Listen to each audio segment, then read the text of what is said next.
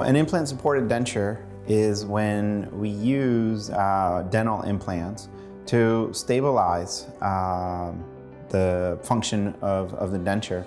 They are much more comfortable with their dentures because now the denture is not moving, is not causing sores.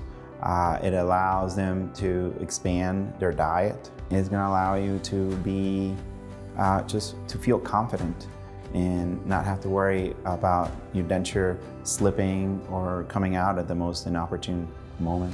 We start by taking a scan, and that allows us to look at the anatomy to see if there's enough available existing bone. We now use grafting procedures and methods to restore that missing bone.